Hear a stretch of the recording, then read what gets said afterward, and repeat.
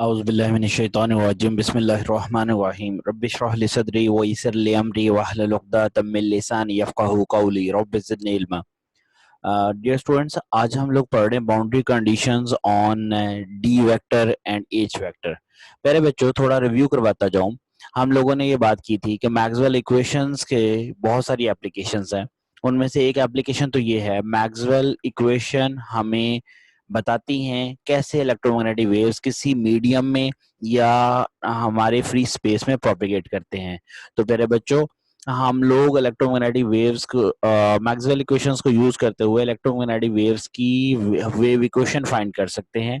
और इस पर्पस के लिए हमने देखा था प्रीवियस लेक्चर्स के अंदर कि हमें differential form of Maxwell equations की जरूरत पड़ती है।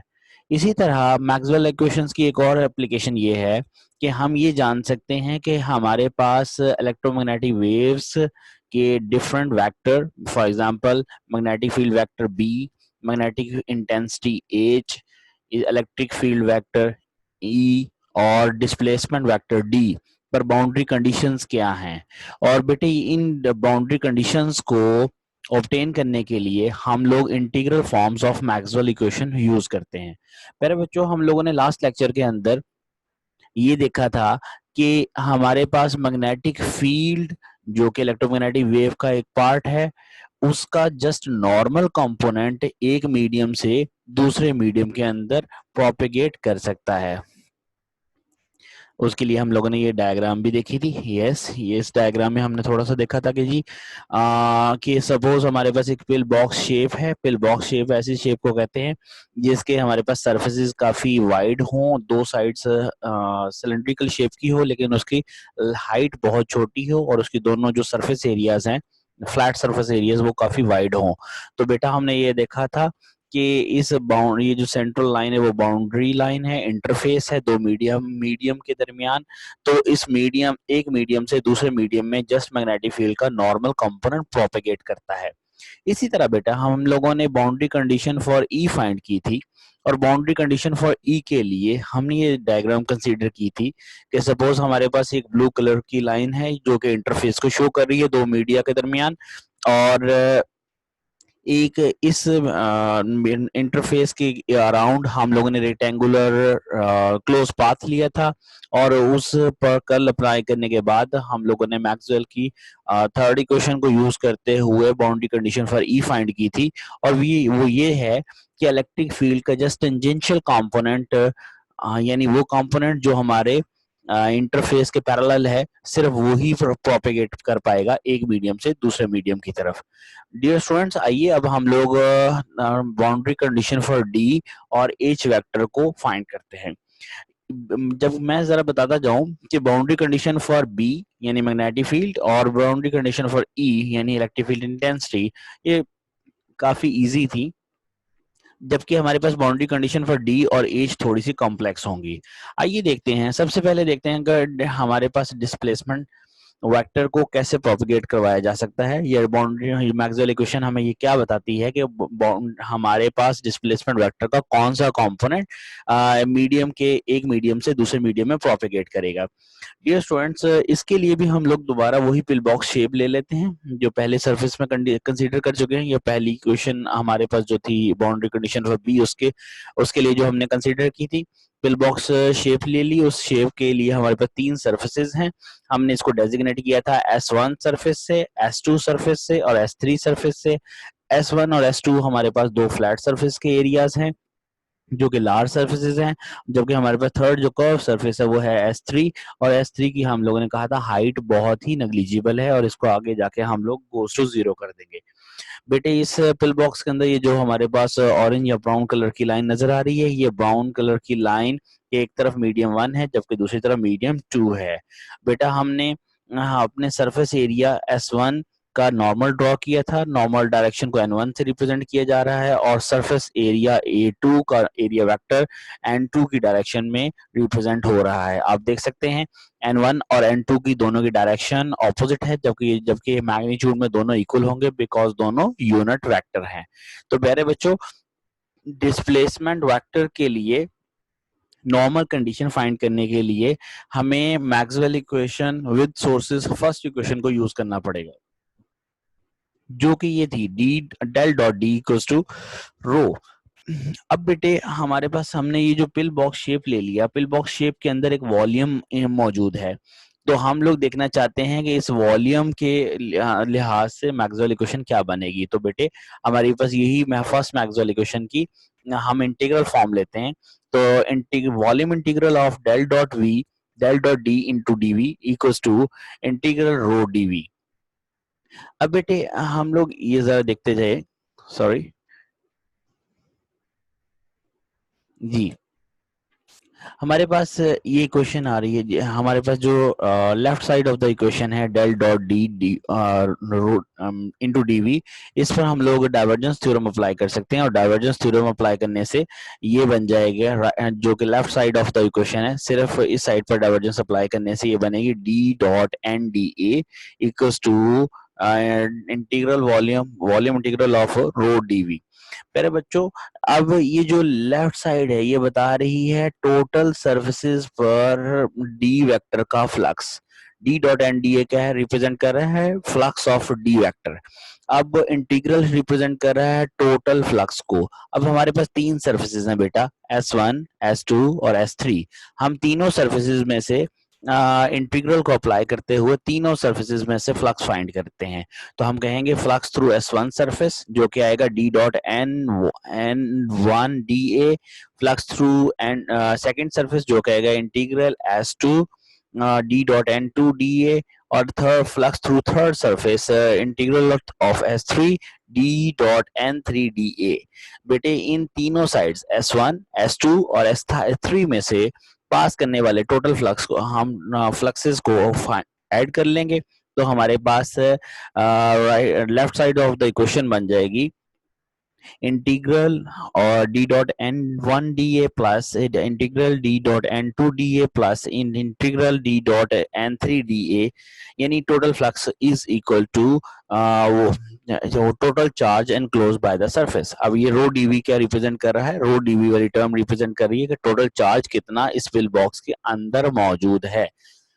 अच्छा बेटे, हम लोग अपनी आसानी के लिए या अपनी सिंपलिसिटी के लिए एज को जीरो कर देते हैं। एज को जीरो करते साथ ये जो हमारे पास थर्ड सरफेस थी S3, इसमें से फ्लक्स जीरो हो जाएगा। तो ये जो हमारे लेफ्ट साइड की लास्ट टर्म है, third term D dot N three D A, ये टर्म भी बेटे जीरो हो जाएगी।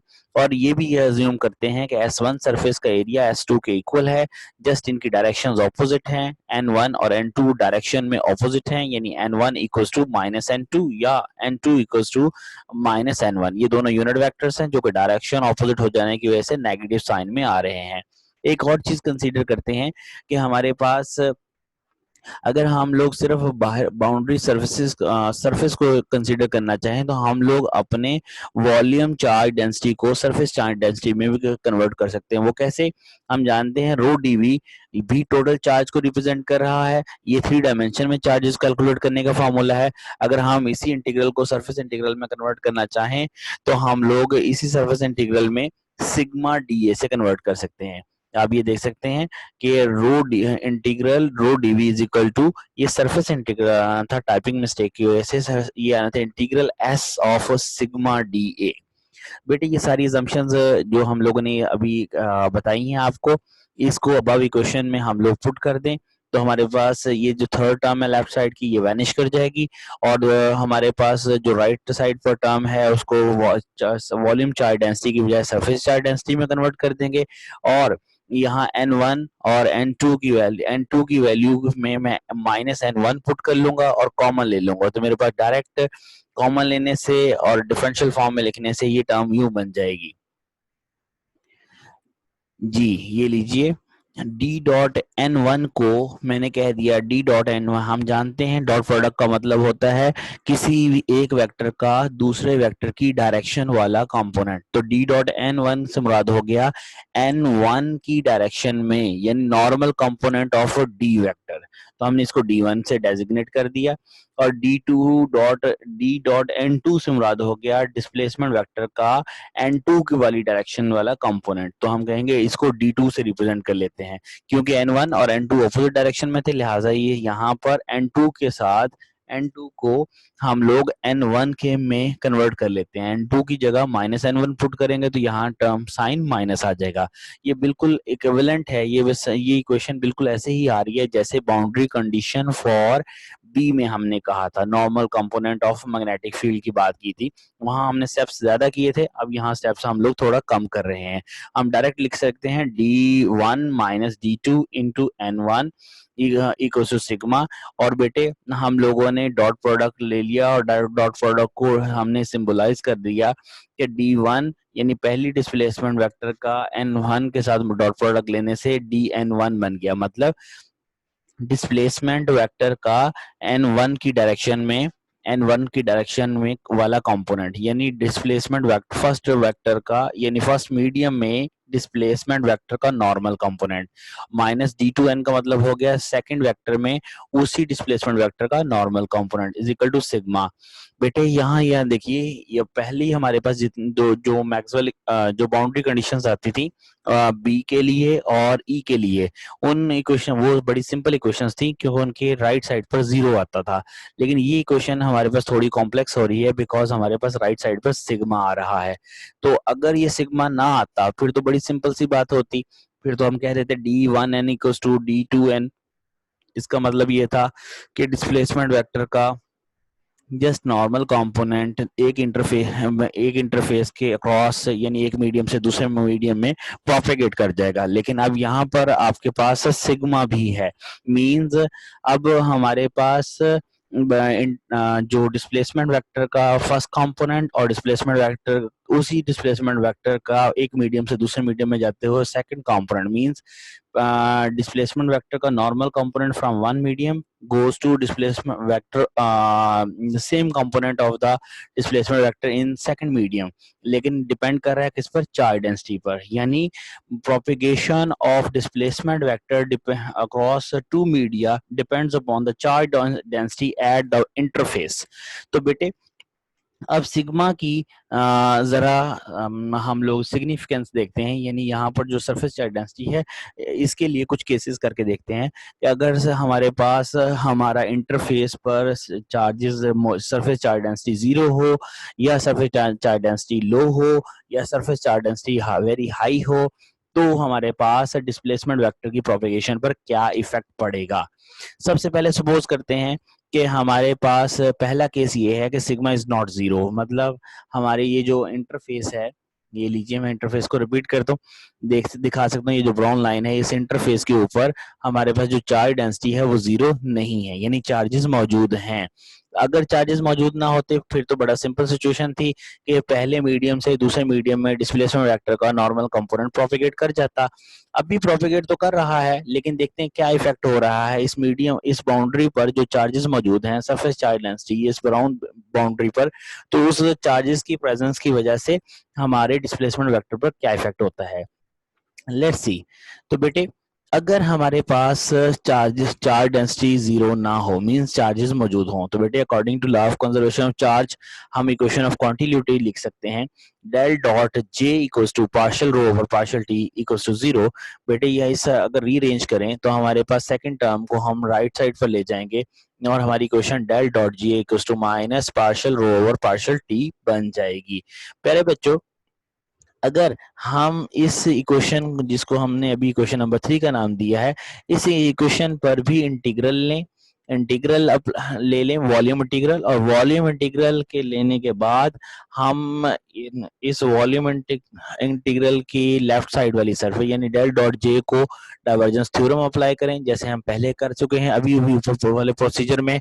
और उसके वॉल्यूम फिर उसके बाद हमारे पास डाइवर्जेंस थ्योरम को अप्लाई करने के बाद हम जस्ट नॉर्मल कंपोनेंट को कंसीडर करें तो हमारे पास सिंपलेस्ट इक्वेशन जैसे हम पहले डिराइव कर चुके हैं इक्वेशन 2 में, तो ये इक्वेशन बन जाएगी J1n minus J2n equals to partial sigma over partial T. प्यारे बच्चों, हमारे पास अगर हमारी वेव इलेक्ट्रोमैग्नेटिक वेव ले ली जाए, यानी हमारी एक मीडियम से दूसरे मीडियम में प्रोपेगेट करने वाली लाइट रेज को हम मोनोक्रोमैटिक वेव ले लें। मोनोक्रोमैटिक वेव्स क्या होती हैं, मैं रिपीट करता जाऊं, ऐसी लाइट वेव्स जिनकी फ्रीक्वेंसी हमें कांस्टेंट रहती है थ्रू आउट द प्रोपेगेशन, और उन वेव्स का एम्पलीट्यूड भी ऑलमोस्ट कांस्टेंट रहता है। तो उन वेव्स को हम लोग मोनोक्रोमैटिक वेव्स कहते हैं। अगर बेटे हम लोग लाइट वेव्स जो एक मीडियम से दूसरे मीडियम में प्रोपेगेट कर रही हैं उनको मोनोक्रोमैटिक वेव ले लें, तो हमारे बेटे मोनोक्रोमैटिक वेव्स की प्रॉपर्टी ये है कि उनमें जो हमारी सरफेस चार्ज डेंसिटी है वो वेरी करती है टाइम के लिहाज से E raise to power minus iota omega T. तो बेटा ये जो सिग्मा है हमारा, ये इस सरफेस चार्ज डेंसिटी के स्पेशल पार्ट भी है, यानी सरफेस चार्ज डेंसिटी हमारी डिस्टेंस पे डिपेंड कर रही है और टाइम पर भी डिपेंड करती है। जो टाइम पर डिपेंड करती पार्ट है उसको उसको हम लिख सकते हैं E raise to iota omega T.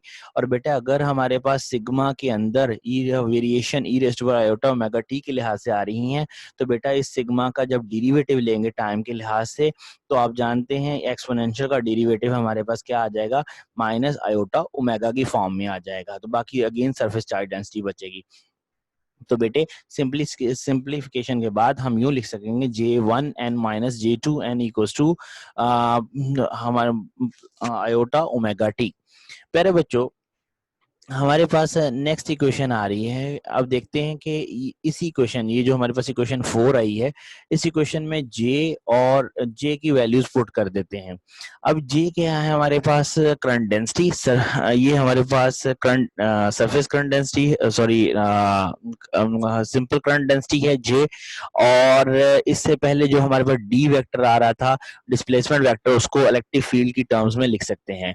हमारे पास दो कॉन्स्टिट्यूटिव इक्वेशंस आ जाएंगे, डी इक्वल्स टू एप्सिलॉन ई और जे इज इक्वल टू जी ई। ये फर्स्ट इक्वेशन हमारे पास कॉन्स्टिट्यूटिव इक्वेशन है और दूसरी हमारे पास इक्वेशन ओहम्स लॉ की माइक्रोस्कोपिक फॉर्म है बेटा। अब अगर हम लोग ये वैल्यू सब्स्टिट्यूट कर दें इक्वेशन 2 और 4 में, आप देख सकते हैं इक्वेशन 2 के अंदर हमारे पास डिस्प्लेसमेंट वेक्टर्स का डिफरेंस इक्वल्स टू आ रहा था सिग्मा के, और सरफेस चार्ज डेंसिटी के इक्वल आ रहा था। और हमारे पास जो कि क्वेश्चन 4 है उसमें करंट डेंसिटी आ रही है। याद रखिएगा सिग्मा सरफेस डेंसिटी है, चार्ज डेंसिटी, और जे करंट चार्ज डेंसिटी है। हमारे पास ये सिंपली सरफेस करंट डेंसिटी कह सकते हैं। तो अगर हम लोग ये वैल्यू सब्स्टिट्यूट करें तो इक्वेशन 2 के अंदर डी की वैल्यू एप्सिलॉन ई पुट करने से हमारे पास इक्वेशन 5 बन जाएगी, और वो बनेगी E1 यानी epsilon 1 E1n minus epsilon 2 E2n equals to sigma. और बेटे इक्वेशन 4 के अंदर जे की वैल्यू ओम्स लॉ से पुट करने से इक्वेशन बनेगी G1 E raise E1n minus G2 E2n equals to iota omega sigma. अब बेटे क्वेश्चन नंबर 5 और क्वेश्चन नंबर 6 को हम लोग सॉल्व करना चाहते हैं।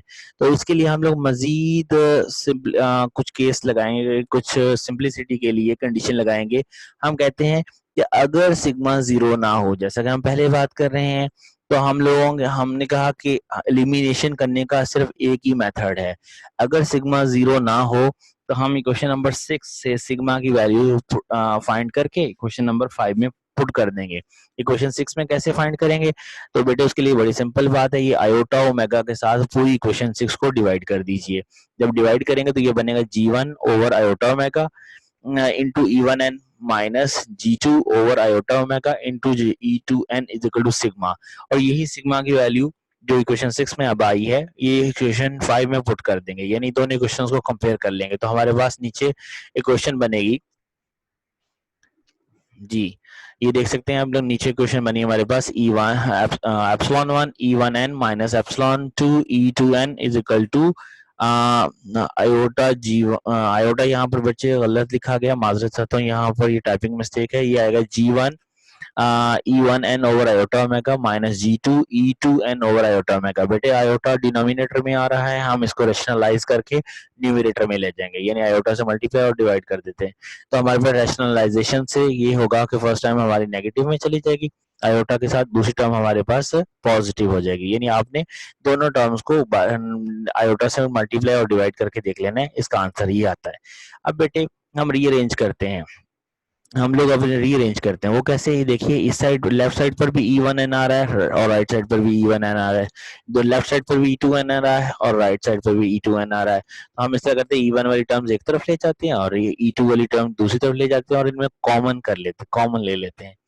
तो ये लीजिए हमने कॉमन भी ले लिया साथ, तो इक्वेशन बनी ये epsilon 1 iota G1 over omega into E1n minus E epsilon 2 plus iota G2 over omega into E2 equals to 0।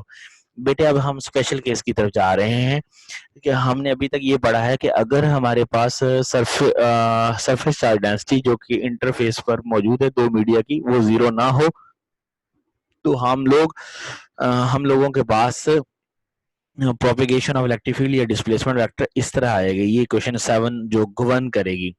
अब यहाँ से E2 की वैल्यू हम फाइंड करते हैं। हम लोग इस टर्म को E2 वाली टर्म को राइट साइड पे ले जाएंगे और E2 के साथ जो भी ब्रैकेट में मल्टीप्लाई हो रहे हैं दूसरी साइड पर डिवाइड कर देंगे। तो हमारे पास सिंपली हमारे पास आंसर ये बनेगा E2n equals to epsilon 1 plus iota G1 into over omega divided by epsilon 2 plus iota G2 omega into E1। प्यारे बच्चों अब यहाँ हम लोग कंडीशंस इम्पोज करके देखते हैं। सपोज करें कि हमारा जो दूसरा मीडियम है उसकी कंडक्टिविटी वेरी हाई है, तो अगर हम कंडक्टिविटी को इन्फिनिट पुट कर लें, डिनोमिनेटर में इन्फिनिट पुट करते ही हमारे पास सारी टर्म जीरो हो जाएगी। इसका मतलब है कि हमारे पास अगर ऐसा मीडियम हो, एक मीडियम से दूसरे मीडियम में जब इलेक्ट्रोमैग्नेटिक वेव में जाना है, तो पहला मीडियम बेशक कंडक्टिव ज्यादा ना हो, लेकिन दूसरा मीडियम अगर बहुत हाई कंडक्टिविटी रखता है तो दूसरे मीडियम में इलेक्ट्रिक फील्ड दाखिल होते ही वैनिश हो जाएगा। यानी एक मीडियम से इलेक्ट्रिक फील्ड प्रोपिगेट करता हुआ दूसरे मीडियम की बाउंड्री पे जाते ही वैनिश हो जाएगा। इसीलिए हमारे पास यहाँ देख सकते हैं कि E2 गोज टू 0 आ गया। अब ये इंपॉर्टेंट रिजल्ट है, ये नेक्स्ट बाउंड्री कंडीशन में भी हमें जरूरत होगी। बेटा इसको याद रखिएगा कि जब भी हमारी कंडक्टिविटी सेकंड मीडियम की इन्फिनिट हो जाएगी, हम उस मीडियम के अंदर इलेक्ट्रिक फील्ड जो प्रोपिगेट करता हुआ E1 से फर्स्ट मीडियम से आ रहा है वो वैनिश कर जाएगा। अच्छा, अगर हम यही बात कर लें कि E2 0 हो गया है, तो हमारे पास जो पहली क्वेश्चन नंबर 2 थी, सॉरी क्वेश्चन नंबर जो 5 थी, मैं दिखाता जाऊं, ये लीजिए क्वेश्चन नंबर 5 थी, इसमें E2n की वैल्यू हम 0 पुट कर लेते हैं जो अभी हमारे पास आई है। जब ये 0 पुट करेंगे तो बेटे ये सेकंड टर्म लेफ्ट साइड पर वैनिश कर जाएगी, तो हमारे पास आ जाएगी epsilon 1 E1n equals to sigma. देखिए और नीचे वाली क्वेश्चन के साथ ये आ गई हमारे पास कि E1 epsilon 1 E1n minus epsilon 2 into 0 is equal to sigma. Second term के खत्म होने के बाद E1 की वैल्यू ये आ जाएगी। यानी हमें पता लग गया पहले मीडियम में इलेक्ट्रिक फील्ड था, प्रोपेगेट कर रहा था, लेकिन प्रोपेगेट करता हुआ दूसरे मीडियम में दाखिल हुआ। दूसरा मीडियम अगर बहुत ज्यादा कंडक्टिव हो तो हमारा मीडियम फॉरन उस मीडियम में एंटर होते ही हमारा इलेक्ट्रिक फील्ड खत्म हो जाएगा, डिस्ट्रॉय हो जाएगा, एब्जॉर्ब हो जाएगा वहां पर ही। अच्छा बेटे, अगर हम दूसरी कंडीशन इम्पोज करते हैं, पहले अभी तक जितनी बातें की हैं वो हमने इस बात पे इम्पोज की है कि हमारे पास इंटरफेस के ऊपर यानी बाउंड्री पर हमारे पास चार्जेस मौजूद थे। अब हम कह रहे हैं सपोज हमारे पास बाउंड्री पर चार्जेस मौजूद ही नहीं थे। कौन सी बाउंड्री, मैं रिपीट करता हूँ, आइए मैं आपको डायग्राम में रिपीट दिखाता हूँ कि मैं इस ब्राउन बाउंड्री की बात कर रहा हूँ। ये जो लाइन नजर आ रही है, हमने पहला केस ये कंसीडर किया था कि इस बाउंड्री पर चार्जेस मौजूद हैं और सरफेस चार्ज डेंसिटी जीरो नहीं है, तो डिस्प्लेसमेंट वेक्टर का कौन सा कंपोनेंट आगे प्रोपेगेट करेगा। ये देखिए जो हमने ये क्वेश्चन नंबर 2 में फाइंड किया था। अब हम लोग सेकंड केस यानी पहला केस जिसमें सिग्मा नॉट जीरो था वो उसको हमने एक्सप्लेन कर दिया। अब हम सेकंड केस जो कि ज्यादा सिंपल हो जाएगा वो ये ले लेते हैं कि यार इस सरफेस पर यानी इस इंटरफेस पर सिग्मा की वैल्यू जीरो है। अगर इस सिग्मा की वैल्यू जीरो हो जाए फिर तो कंडीशन ही बड़ी आसान हो जाएगी। आइए देखते हैं जी, ये देख सकते हैं अगर हम लोग सिग्मा की वैल्यू को जीरो पुट कर दें तो क्वेश्चन 5 और 6 बहुत आसान हो जाएंगी कि दोनों में सिग्मा की वैल्यू जीरो होगी, सरफेस चार्ज डेंसिटी की जीरो वैल्यू पुट करने से ये टर्म्स सिंपलीफाई होकर आ जाती है। क्वेश्चन नंबर 5 ये बन जाएगी, क्वेश्चन 6 ये बन जाएगी। अब यहाँ से हम E1 की वैल्यू निकाल लेते हैं। E1 की वैल्यू आ रही है epsilon 2 over epsilon 1 into E2n, तो यही वैल्यू यहाँ पुट कर देते हैं। तो हम कहेंगे G1 E1 की वैल्यू आ गई epsilon 2 over epsilon 1 into E2 n equals to G2 into E2N। तो बेटे G1 को डिवाइड कर लें तो हमारे पास ये रेशियो आ जाएगी कि दो मीडियम, ये देखिए हम कहेंगे कि अगर हमारे पास सरफेस चार्ज डेंसिटी हमारी 0 हो इंटरफेस पर, तो इस इंटरफेस पर हमारे पास जो इलेक्ट्रिक फील्ड और कंडक्टिविटी की रेशियो हमेशा कांस्टेंट रहती है। यानी पहले मीडियम का रिलेटिव परमिटिविटी और उसकी कंडक्टिविटी की रेशियो और दूसरे मीडियम में इलेक्ट्रिक फील्ड सॉरी परमिटिविटी और कंडक्टिविटी की रेशियो हमेशा इक्वल रहेगी। मींस ये है कि जो मीडियम ज्यादा कंडक्टिव होगा उस मीडियम के अंदर इलेक्ट्रिक फील्ड जल्दी वैनिश करेगा, जिस मीडियम के अंदर हमारे पास परमिटिविटी की वैल्यू कम होगी उस मीडियम के अंदर इलेक्ट्रिक फील्ड दूर तक प्रोपेगेट करता जाएगा। यानी आप गौर कर सकते हैं कि ये हर मीडियम के लिए हमारे पास एप्सिलॉन 1 और या जिसको हम परमिटिविटी कहते हैं, परमिटिविटी और कंडक्टिविटी की रेशियो कांस्टेंट रहती है। यानी हम इसको यूं भी लिख सकते हैं epsilon 1 over G1 is equal to epsilon 2 over G2, या हम यूं लिख सकते हैं epsilon over G is equal to constant. यानी हर इक्वेशन के अंदर एप्सिलॉन की वैल्यू हमारे पास कांस्टेंट होगी। हम इसको इक्वेशन को यूं लिख सकते हैं। बेटे अब एक चीज रिवाइज करवाता जाऊं कि एप्सिलॉन जो होता है वो किसी भी मीडियम, एप्सिलॉन या रिलेटिव परमिटिविटी किसी भी मीडियम की इलेक्ट्रिक फील्ड को अब्सॉर्ब करने की सलाहियत होती है। तो हम ये कहेंगे जितना कोई मीडियम कंडक्टिव ज्यादा होगा तो उस मीडियम के अंदर इलेक्ट्रिक फील्ड यानी इलेक्ट्रोमैग्नेटिक वेव जब गुजरने लगेगी उस इलेक्ट्रोमैग्नेटिक वेव का इलेक्ट्रिक फील्ड ज्यादा अब्सॉर्ब हो जाएगा। यानी हमारी लाइट वेव कंडक्टिव मीडियम में ज्यादा दूर तक प्रोपेगेट नहीं कर पाएगी। तो ये था हमारे पास इसकी डिटेल्ड एक्सप्लेनेशन। प्यारे बच्चों, इस वेव इक्वेशन के अबाउट अगर आपका कोई भी क्वेश्चन हो तो आप मुझसे पूछ सकते हैं। चलिए अब हम लोग वेव इक्वेशन फॉर एच के लिए भी फाइंड कर लेते हैं, जो कि हमारा नेक्स्ट लेक्चर था। आज दोनों लेक्चर्स को कंबाइन करके एक डिटेल्ड लेक्चर देते हैं। तो प्यारे बच्चों, हमारे पास boundary condition on H vector या tangential component of H vector को देखते हैं। अगेन जैसा कि हमने boundary condition for E vector यानी इलेक्ट्रिक फील्ड वेक्टर था, उसमें जो फिगर देखी थी वही फिगर यहाँ पर है कि हमारे पास एक इंटरफेस है यानी दो मीडिया की बाउंड्री है। ऊपर हमारे पास सेकंड मीडियम है, निचली साइड पर इस लाइन के फर्स्ट मीडियम है। हमारे पास इलेक्ट्रोमैग्नेटिक वेव जो गुजरी है उसका H1 वेक्टर हमारे फर्स्ट मीडियम में है और H2 वेक्टर हमारे सेकंड मीडियम में है। हम ये जानना चाहते हैं कि हमारा मैग्नेटिक इंटेंसिटी का कौन सा कंपोनेंट यानी टेंजेंशियल या नॉर्मल कंपोनेंट, कौन सा कंपोनेंट एक मीडियम से दूसरे मीडियम में प्रोपेगेट करेगा। तो बेटे एच वेक्टर की बाउंड्री कंडीशन जानने के लिए हम मैक्सवेल की फोर्थ इक्वेशन फाइंड करते हैं, सॉरी यूज करेंगे। तो ये देखिए del cross H equals to partial D over partial T plus J. Sorry यहाँ पर टी पर वेक्टर साइन नहीं है, ये स्केलर क्वांटिटी है, अंडरस्टूड है, टाइपिंग इशू।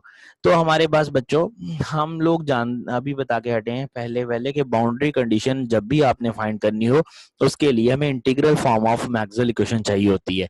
तो प्यारे बच्चों अब हम लोग यहाँ देखते हैं एक हमारी ये जो इंटरफेस है, इस इंटरफेस के गिर्द हम लोग इमेजिनरी सरफेस ले रहे हैं और वो रेक्टेंगुलर शेप की है। इस रेक्टेंगुलर सरफेस के अंदर या इस रेक्टेंगुलर सरफेस ने कुछ सरफेस एरिया कवर कर रखा है, तो हम उस सरफेस एरिया पर इंटीग्रल लेंगे। मींस हमारे पास ये जो अबव इक्वेशन है मैक्सवेल की फोर्थ इक्वेशन, इस पर सरफेस इंटीग्रल आएगा।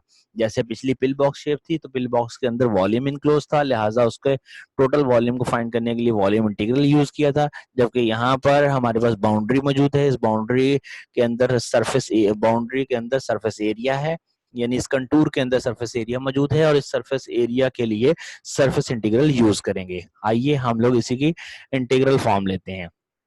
तो ये बेटे बन गई del cross H dot N D A integral partial D over partial T dot N D A and plus J dot N D A. पहले बच्चों हमारे पास थ्री टर्म्स थी, मैं दोबारा दिखाता जाऊं आपको। मैक्सवेल इक्वेशन की थ्री टर्म्स थी इसी फोर्थ इक्वेशन में। एक डेल क्रॉस एच थी, इस साइड के साथ भी आपने सरफेस इंटीग्रल लिया। दूसरी partial D over partial T थी, इस टर्म के साथ भी आप लोगों ने सरफेस इंटीग्रल लिया और जे वाली टर्म के साथ भी सरफेस इंटीग्रल लिया, इसलिए हमारे पास 3 इंटीग्रल्स हो गए। पहले बच्चों हमारे पास जो लेफ्ट साइड है, इस लेफ्ट साइड पर हम लोग स्टोक्स थ्योरम अप्लाई कर सकते हैं और इसको हम लाइन इंटीग्रल में चेंज कर सकते हैं। H dot D L equals to right side हमारे पास जो है वो सेम रहेगी।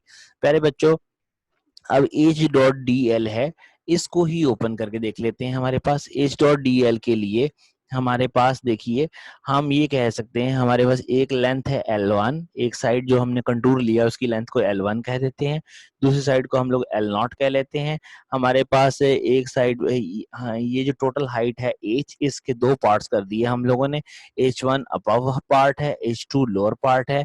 जो हमारे पास H1 वेक्टर यानी फर्स्ट इंटेंसिटी वेक्टर का कंपोनेंट जो इंसिडेंट है उसको H1 बार से रिप्रेजेंट कर रहे हैं, और जो हमारे मैग्नेटिक इंटेंसिटी का वेक्टर दूसरे मीडियम में प्रोपेगेट करता हुआ गुजर रहा है वो H2 से डेजिग्नेट कर लेंगे। तो हम लोग बाजुकात इसको H2 की बजाय हम लोग इसकी डायरेक्शन को n डैश से रिप्रेजेंट करेंगे। प्यारे बच्चों अब आप देख सकते हैं कि अगर आपने इंटीग्रल लेना है इस साइड का, ये जो L1 साइड है या L0 साइड है, तो आप देखेंगे मैग्नेटिक फील्ड H1 का जो x कंपोनेंट है वो इसके साथ डॉट प्रोडक्ट लिया जा सकता है। यानी यूं समझ लीजिए मैग्नेटिक फील्ड का जो x कंपोनेंट है वो और जो हमारी लेंथ्स हैं L0 और L1 ये दोनों पैरेलल हैं। ये आप देख सकते हैं सेम कलर में लाइंस शो की गई हैं। और बेटे अभी तो बता चुका हूं कि जब हमने ये शो करना हो एक कंपोनेंट का, एक वेक्टर का एक कंपोनेंट दूसरे वेक्टर की डायरेक्शन में, तो अब डॉट प्रोडक्ट ले लेते हैं। तो अब हमारे पास एच डॉट डी एल को जब ओपन करेंगे, जिसके लिए सिंपल ये हमारे पास टर्म बनेगी H1 इंटू L1, और आप देख सकते हैं कि वो कंपोनेंट हमारे H का यहाँ दो कंपोनेंट्स बनाते हैं। चले मैं इसको जरा एक्सप्लेन कर देता हूँ। जैसे पहले ये डायग्राम हम लोगों ने boundary condition for E vector के लिए कहा था कि इसी तरह H वेक्टर के भी हम दो कंपोनेंट्स कर लेते हैं। एक हमारे पास x कंपोनेंट होगा और एक इसका y कंपोनेंट होगा।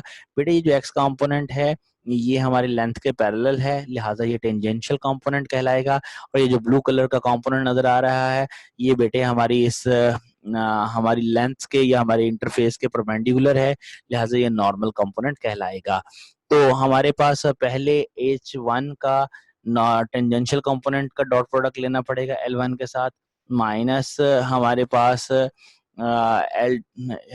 L2 जिसको कहा गया है, माजरत ये इस फिगर के अंदर हमें L1 और L0 शो किया है, लेकिन मैथमेटिक्स में हमने L1 और L2 शो किया है। इट मींस जहां पर आपके पास L1 आ रहा है वो L0 के इक्वल है यानी इस कैलकुलेशंस में, तो और जहां पर L2 आ रहा है वहां L1 लिख लीजिए। यानी नीचे जो कैलकुलेशंस हैं L1 और L2 के लिहाज से बेटे इस फिगर में L1 की जगह L2 और L0 की जगह L1 यूज कर लें। तो बेटे हमारे पास ये कैलकुलेशन बन रही है L1 into 1HT tangential component of first, minus L2 into यानी इस कंपोनेंट की बात की जा रही है पहले, फिर दूसरी इस कंपोनेंट की बात की जा रही है, दोनों की डायरेक्शंस ऑपोजिट होने की वजह से। एक हमारे पास क्योंकि कंटूर के अंदर अगर हम सपोज कर लें हमारे पास जैसे मेरा पॉइंटर मूव कर रहा है फ्रॉम लेफ्ट टू राइट, एक साइड हो गई, फिर ये टॉप साइड पे जाएंगे, फिर उसके बाद राइट टू लेफ्ट है ये दूसरी साइड, तीसरी साइड हो गई, और फिर टॉप टू बॉटम आ जाएंगे ये चौथी साइड होगी। इस कंटूर को मुकम्मल करते हुए आपने देखा जो हमारी पहली साइड थी L0 और जो L1 ये दोनों की डायरेक्शंस के ऑपोजिट, इसलिए साइंस क्या आ रहे हैं नेगेटिव। तो हमने कहा L1 H1T minus L2 H2T। इसके बाद हम लोगों ने कहा हमारे पास ये दो हाइट्स रह गई हैं H1 और H2। इसके लिए हमने कहा अब ये देखिए H1 और H2 की डायरेक्शन हमारे इंटरफेस के साथ क्या है, नॉर्मल। लिहाजा H1 का जब डॉट प्रोडक्ट लेंगे इनके साथ तो सिर्फ H1 का कौन सा कंपोनेंट, नॉर्मल कंपोनेंट H1 या H2 में से पास हो सकता है। ठीक है बेटे, जैसे देखें लेंथ के साथ जब हमने H1 का डॉट प्रोडक्ट लिया तो मैंने कहा था H1 का कौन सा कंपोनेंट L0 की तरफ है, टेंजेंशियल कंपोनेंट। इसी तरह जब H2 की बात करेंगे तो स्मॉल H2 के साथ हमारे H1 का नॉर्मल कंपोनेंट मैच कर रहा है, लिहाजा वो पास करेगा। तो ये इस इक्वेशन के मुताबिक, क्योंकि हमने डॉट प्रोडक्ट लेना है, डॉट प्रोडक्ट क्यों लेना है, क्योंकि हमारे पास ऊपर इक्वेशन 1 के अंदर है ही डॉट प्रोडक्ट। डॉट प्रोडक्ट में सेम कंपोनेंट्स होते हैं, सिर्फ उनको लिखते हैं हम लोग। तो H1 small H1 into H1N यानी फर्स्ट का normal component plus H2 into 2H1। फिर दूसरी तरफ से आएंगे, ये देखिए ना हमारे पास क्या है, एक साइड है बेटे हमारी लेफ्ट टू राइट ये साइड, दूसरी साइड हो गई ये दूसरी जो साइड है इसके भी तो H1 और H2 है ना, तो इसके लिए और डायरेक्शंस होगी, ये पहले दो कंपोनेंट्स हो जाएंगे। फिर हमारे पास ये जो राइट टू लेफ्ट साइड है तीसरी साइड ये है, चौथी साइड में फिर H1 और H2 है। लेकिन देखिए अब H1 और H2 की डायरेक्शन ऑपोजिट है, कौन से, पहले H1 और H2 की डायरेक्शन में, इसलिए पहले दो के साथ हमने पॉजिटिव साइन लिख दिया और अगले दो के साथ क्या लिख दिया, नेगेटिव साइन लिख दिया। बाकी हमारे पास जो राइट साइड है इक्वेशन के अबव की, इक्वेशन 1 की, वो वही रहेगी। प्यारे बच्चों, अब हम लोग सिंपलिसिटी के लिए ये जो हाइट्स हैं हमारे पास H1 और H2 इनको तकरीबन क्या कह लेते हैं, 0, ताकि हमारे पास ये रेक्टेंगल इंतहाई शॉर्ट एरिया की बन जाए। इस इंतहाई शॉर्ट एरिया की वजह से हमारे पास जो टर्म है ये H1 स्मॉल H1 वाली और H2 वाली और ये सारी टर्म्स वैनिश कर जाएंगी। तो बेटे हमारे पास इक्वेशन बचेगी सिर्फ कौन सी, ये जो टर्म है एरिया वाली डिस्प्लेसमेंट, ये राइट साइड पर फर्स्ट ये टर्म भी वैनिश कर जाएगी। तो जस्ट ये राइट साइड पर लास्ट टर्म जो कि सेकंड टर्म है वो बचेगी, और लेफ्ट साइड पर जो पहली दो टर्म्स हैं ये बचेंगी हमारे पास। बाकी सारी टर्म्स हमारी सिंपल जो हमने अपनी सिंप्लीफिकेशन के लिए कंडीशन इम्पोज की है उसकी वजह से सब वैनिश कर जाएंगी। अच्छा बेटे ये हमारे पास बन गई क्वेश्चन 2 जो कि बन गई है L1 H1T minus L2 H2T। बेटे यहाँ L1 और L2 आप देख सकते हैं, यानी ये जो फर्स्ट लेंथ है और ये जो सेकंड लेंथ है, इन लेंथ्स का मैग्नीट्यूड इक्वल है। इन लेंथ्स को हम लोग कैंसिल भी कर सकते हैं, तो हमारे पास जो सिंपली इक्वेशन बन जाएगी वो ये बन सकती है H1T minus H2T is equal to J perpendicular. J perpendicular क्यों कहा गया बेटे, हमारे पास J dot N D A मतलब है J का फ्लक्स, यानी J क्या है हमारे पास करंट डेंसिटी।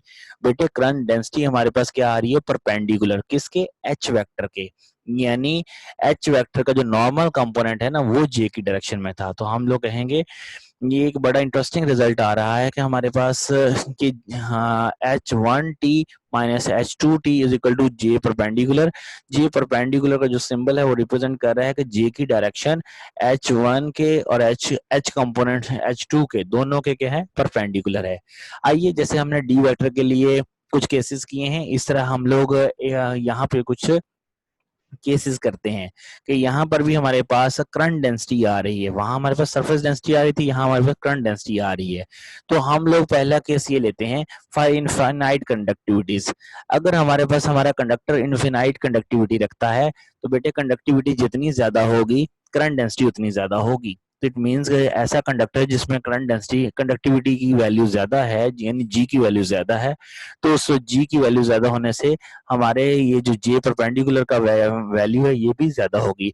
और जिन मीडियम के अंदर जे कंडक्टिविटी हमारी कम होगी यानी स्मॉल जी की वैल्यू कम होगी,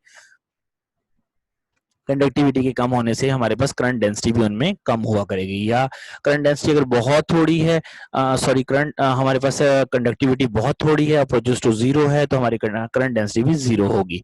अगर करंट डेंसिटी जीरो हो जाए, सपोज कर लें कि हमारे पास दो मीडियम है, ये दोनों मीडियम की बाउंड्री पर करंट डेंसिटी अप्रोक्सीमेटली जीरो है, तो ये इक्वेशन जो इक्वेशन 2 है वो इतनी सिंपल हो जाएगी H1T is equal to H2T।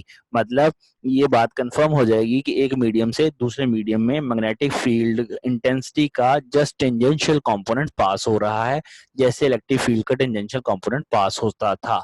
लेकिन ये एक जस्ट हमारी एक सपोजिशन है, एक हमारा एक केस हो सकता है कि ये केस यानी ये क्वेश्चन सिर्फ तब वैलिड होगी जब हमारे पास दो मीडियम की बाउंड्री पर कंडक्टिविटी बहुत कम हो या करंट डेंसिटी अप्रोक्सीमेटली जीरो हो, तब ये कंडीशन आती है।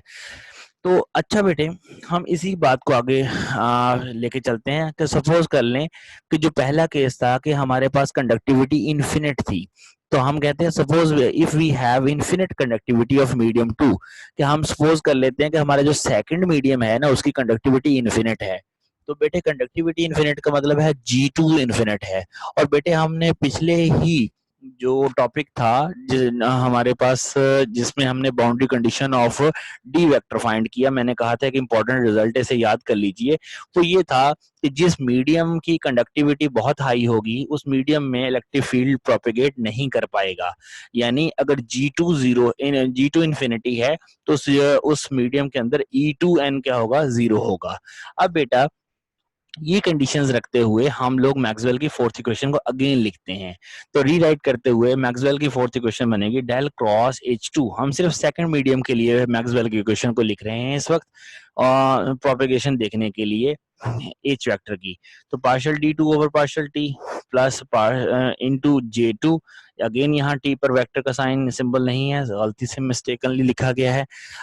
हम ये जानते हैं J की वैल्यू और D की वैल्यू कॉन्स्टिट्यूटिव जो इक्वेशंस है हमारे पास उससे निकाली जा सकती है। D की वैल्यू एप्सिलॉन E और J की वैल्यू GE ओम्स लॉ से निकाली जा सकती है। ये दोनों वैल्यूज हम लोग यहाँ फाइंड कर रहे हैं। फिर वही बात है कि अगर हमारे पास हमारी लाइट इलेक्ट्रोमैग्नेटिक वेव है और इलेक्ट्रोमैग्नेटिक वेव अगर हमारे पास मोनोक्रोमैटिक ली जाए तो मोनोक्रोमैटिक वेव्स के अंदर जो टाइम वेरिंग पार्ट होता है वो E raise to power minus iota omega की फॉर्म में होता है। अगर बेटा हम लोग E की वैल्यू यहाँ पर यानी इलेक्ट्रिक फील्ड का दो पार्ट्स हो जाएंगे, एक स्पेशल पार्ट होगा और एक टेम्पोरल पार्ट होगा। अगर हम लोग टेम्पोरल पार्ट को ये कंसिडर कर लें E raise to power iota omega T, तो उसका जो फर्स्ट डेरिवेटिव होगा वो अप्रोक्सीमेटली उसकी वैल्यू हमारे पास आ जाएगी माइनस आयोटा ओमेगा, यहाँ आ जाएगा। तो बेटा हमारी यही क्वेश्चन ये बन जाएगी del cross H2 is equal to derivative खत्म होके आएगा minus iota omega into epsilon plus G2 into E2। ये हमारे पास इक्वेशन बन जाएगी। ये लीजिए iota omega E2 plus G2 E2। बेटे E2 कॉमन कर लीजिए और E2 को के साथ हमारे जो सेकंड फील्ड में इलेक्ट्रिक फील्ड है वो ये आ जाएगा। बेटे अगेन जो हमने रिजल्ट प्रूव किया था वही उसी के देखिए अगेन एक रिजल्ट आ रहा है हमारे पास कि ये है सेकंड मीडियम में इलेक्ट्रिक फील्ड। ये ऐसे मीडियम के अंदर बात करें, हम कह रहे हैं अगर हमारा सेकंड मीडियम की कंडक्टिविटी बहुत ज्यादा हो यानी G2 की वैल्यू ज्यादा इन्फिनिट हो जाए। G2 अगर यहाँ इन्फिनिटी पुट करूं तो डिनोमिनेटर में इन्फिनिटी आने की वजह से हमारे पास E2 की वैल्यू 0 आ जाएगी। अगेन वही बात है कि ऐसा मीडियम जो बहुत ज्यादा कंडक्टिव होता है उस मीडियम के अंदर हमारे इलेक्ट्रिक फील्ड या इलेक्ट्रोमैग्नेटिक वेव प्रोपेगेट तकरीबन नहीं कर पाती। अच्छा बेटे मैक्सवेल की थर्ड इक्वेशन को देखते हैं। इसी मीडियम की सेकंड मीडियम की बात कर रहे हैं कि अगर हमारा मीडियम सेकंड बहुत ज्यादा कंडक्टिव हो तो फिर हमारे पास फैराडे लॉ यूं लिखा जा सकता है इस मीडियम के लिए del cross E2 is equal to minus partial B2 over T। प्यारे बच्चों यहाँ B की वैल्यू इंटेंसिटी वेक्टर की फॉर्म में लिखते हैं म्यू H2, B की value B is equal to mu H2 form लिख देते हैं। और वही बात अगेन कर रहे हैं कि हमारे पास हमारा जो मैग्नेटिक फील्ड इंटेंसिटी वेक्टर है वो भी e raise to power iota omega t की फॉर्म में प्रोपेगेट कर रहा है। ऑसिलेटिंग वेक्टर है, ऑसिलेटिंग वेक्टर्स के लिए e raise to power iota omega की फॉर्म आती है। तो हम लोग जब इसका डेरिवेटिव लेंगे तो डेरिवेटिव के बाद ये iota omega into mu E2 बनेगा। प्यारे बच्चों यहाँ से H2 की वैल्यू के लिए आयोटा ओमेगा 2 को हम लोग डिवाइड कर देते हैं। ये क्वेश्चन हमारे पास बन गई। प्यारे बच्चों आपने खुद ही तो कहा था कि जो बहुत ज्यादा कंडक्टिव मीडियम है जिसमें यानी अगर हम लोग ये सपोज करें कि हमारा सेकंड मीडियम बहुत ज्यादा कंडक्टिव है फर्स्ट मीडियम की निस्बत यानी G की वैल्यू उसके लिए इन्फिनिटी है, तो उस मीडियम में जैसे इलेक्ट्रोमैग्नेटिक वेव दाखिल होगी तो इलेक्ट्रोमैग्नेटिक वेव दाखिल होते ही उस इलेक्ट्रोमैग्नेटिक वेव का इलेक्ट्रिक फील्ड वैनिश कर जाएगा यानी वहीं अब्जॉर्ब हो जाएगा, आगे प्रोपेगेट उस मीडियम में नहीं करेगा। और अगर E2 को बेटा 0 पुट कर दें तो अब इक्वेशन से ये पता लगता है कि ना सिर्फ इलेक्ट्रिक फील्ड दूसरे मीडियम में वैनिश कर जाएगा बल्कि उसके साथ साथ मैग्नेटिक फील्ड भी वैनिश कर जाएगा। यानी मैग्नेटिक फील्ड का टेंजेंशियल कंपोनेंट जो हमने पहले कहा था पहले केस में वो हमारे पास वैनिश कर जाएगा। तो बेटे E2T यानी H2T इज इक्वल टू 0 आ गया। तो जो पहली क्वेश्चन हमने लोगों ने फाइंड की थी कौन सी, मैं रिपीट कर देता हूँ आप लोगों को। ये देखिए जो हमारा रिजल्ट आ रहा था H1T minus H2T is equal to J perpendicular. जब H2T अगर हमारा सेकंड मीडियम बहुत कंडक्टिव हो जाए तो हमारे पास H2T की वैल्यू 0 आने के बाद ये टर्म बनेगी H1T is equal to J perpendicular. तो ये देखिए हमारे पास ये सेकंड कंडीशन आ गई। तो मेरे बच्चों, मैं अगर समराइज करके बताना चाहूँ कि हमारे पास एच वेक्टर के लिए जो बाउंड्री कंडीशन है, वो बाउंड्री कंडीशन ये है, h1t minus h2t is equal to j perpendicular. और फिर हमने दो केसेस ले लिए। हमने कहा अगर ऐसा मीडियम कंसीडर किया जाए, दूसरा मीडियम ऐसा कंसीडर किया जाए जिन मीडियम की बाउंड्री पर करंट डेंसिटी जीरो हो। करंट डेंसिटी अगर जीरो ले ली जाए तो हमारे पास मैग्नेटिक फील्ड इंटेंसिटी वेक्टर का जस्ट टेंजेंशियल कंपोनेंट एक एक मीडियम से दूसरे मीडियम में प्रोपिगेट करेगा। लेकिन अगर हम लोग ये कंसीडर कर लें कि करंट डेंसिटी दो मीडिया की बाउंड्री पर जीरो नहीं है और दूसरा मीडियम बहुत ज्यादा कंडक्टिव है, तो हमारे पास ये दूसरी कंडीशन आ गई कि दूसरा मीडियम ज्यादा कंडक्टिव होने की वजह से उसमें ना इलेक्ट्रिक फील्ड प्रोपिगेट कर पाएगा, ना ही मैग्नेटिक फील्ड प्रोपिगेट कर पाएगा। पहले बच्चों, मैं समझता हूँ कि आप लोगों को इसकी कुछ नो होगी कि कैसे इलेक्ट्रोमैग्नेटिक वेव्स और इलेक्ट्रोमैग्नेटिक वेव्स के कंपोनेंट्स यानी electric field, magnetic field, displacement vector और इंटेंसिटी वेक्टर एक मीडियम से दूसरे मीडियम में मैक्सवेल इक्वेशन से को यूज करते हुए कैसे प्रोपेगेट करते हैं, इस चीज का आइडिया आपको हो गया होगा। कोई भी क्वेश्चन हो तो आप मेरे व्हाट्सएप नंबर पर मुझसे पूछ सकते हैं, जो कि है 0321539342। इससे रिलेटेड किसी भी क्वेश्चन का मैं आंसर किसी भी आप लोगों को वक्त पे दे दूंगा। अपना बहुत सारा ख्याल रखिएगा। इंशाल्लाह फिर आप लोगों से मुलाकात होगी नेक्स्ट लेक्चर के अंदर। अल्लाह हाफिज बेटा।